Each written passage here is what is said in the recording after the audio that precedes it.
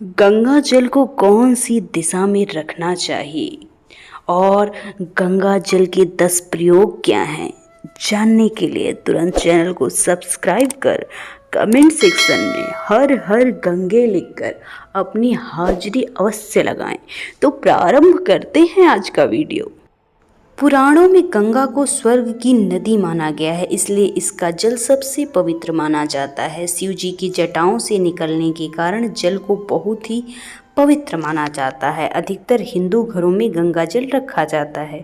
गंगा जल को कहाँ और किस दिशा में रखने चाहिए और इसके 10 प्रयोग क्या हैं, आइए जानते हैं। सबसे पहले जानेंगे कि गंगा जल कौन सी दिशा में रखना चाहिए।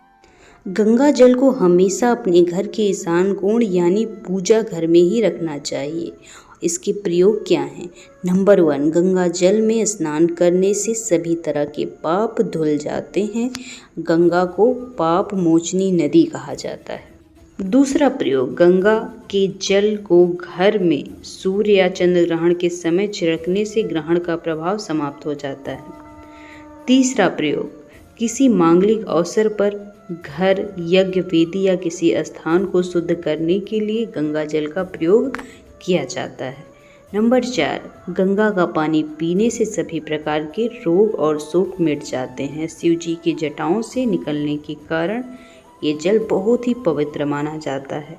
नंबर 5, कहते हैं कि किसी के प्राण नहीं छूट रहे होते हैं, वो तड़प रहा होता है, तो उसके मुंड में गंगा जल डालने से वो शांति से देह छोड़ देता है, इसीलिए इसे मोक्षदायिनी नदी भी कहा जाता है।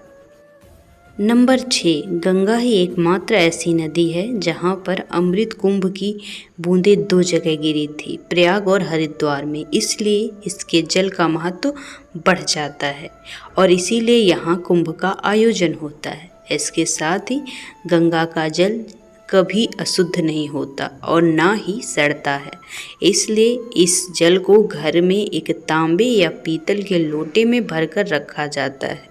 इसे घर में रखने से सभी तरह के संकट का समाधान होता है और हर कार्य शुभ होता है। नंबर 8, गंगा का जल किसी अन्य जल में डाल देने से वो जल शुद्ध हो जाता है, क्योंकि बैक्टीरियोफेज नामक जीवाणु गंगा जल में मौजूद होता है जो पानी को शुद्ध बनाता है।